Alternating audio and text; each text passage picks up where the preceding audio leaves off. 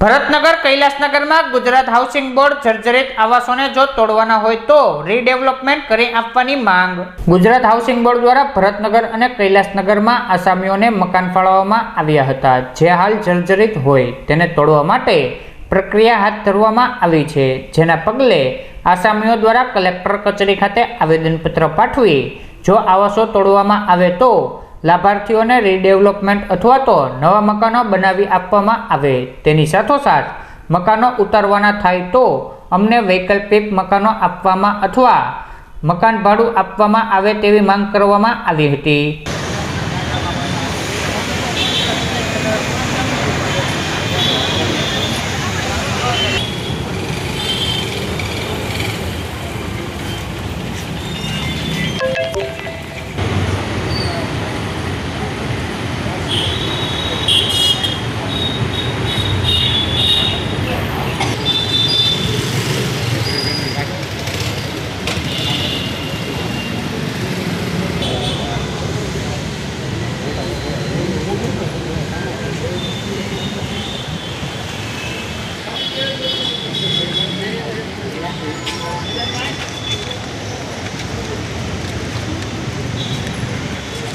જો કે અમારી સોસાયટીમાં લગભગ હાઉસિંગ બોર્ડ દર વખતે જર્જરિત મકાન છે, અમે પણ જાણીએ છીએ. જો અમે અમારા જીવના જોખમે ક્યાં રહીએ છીએ, બરાબર, તો અમને હાઉસિંગ બોર્ડ કોઈ વિકલ્પ નથી આપતી. અમે અવારનવાર ત્યાં રજૂઆત કરી છીએ, બરાબર. પછી બીજું કહું કે ભાઈ કાં અમને વિકલ્પિક બીજે રહેવા મકાન આપો અથવા તો અમને, જો કે અમારી સોસાયટીમાં હું તમને કહું ને તો કે 18 વરણ રહેશે.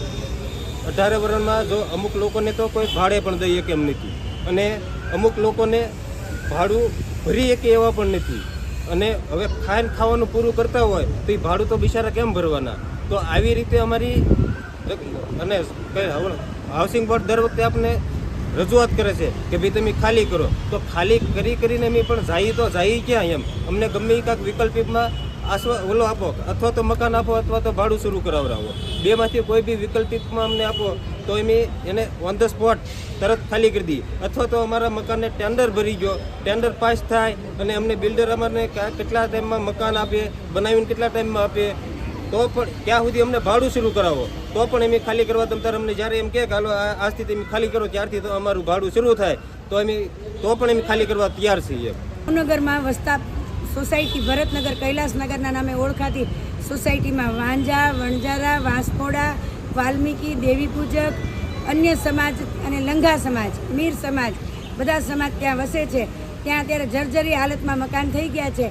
હાઉસિંગ બોર્ડને અમે વારંવાર રજૂઆત રીડેવલપિંગ માટે કરી હતી, પણ એમ કહે છે કે અમારી પાસે કોઈ વિકલ્પ નથી, અમારી પાસે કોઈ બિલ્ડર નથી, બિલ્ડર કોઈ ટેન્ડર પકડતું નથી. તો શા કારણસર નથી બિલ્ડર ટેન્ડર પકડતું? અને અમને એમ કહે છે કે તમે બુધવારે મકાન ખાલી કરી દો, તમારું નળ ગટરને પાણી કપાઈ જશે અને મકાન પાડી દઈએ તો તમારો વિકલ્પ કાંઈ નહીં મળે. તમારું મકાન તમને જ્યાં સુધી બને નહીં, જ્યાં સુધી બિલ્ડર ન આવે ત્યાં સુધી તમારે કાંઈ વિકલ્પ નથી. તો અમારે ગરીબ માણસને જવું કે જો આ બધી ગરીબ પ્રજા છે, જોઈ લો બધાના મોઢા જુઓ કે આમાંથી કોઈ ભાડા ભરી શકે એવા છે કે આને કોઈ સારી કોલોનીમાં મકાન આપે એમ છે, તો અમારે ગરીબ માણસે જવું ક્યાં?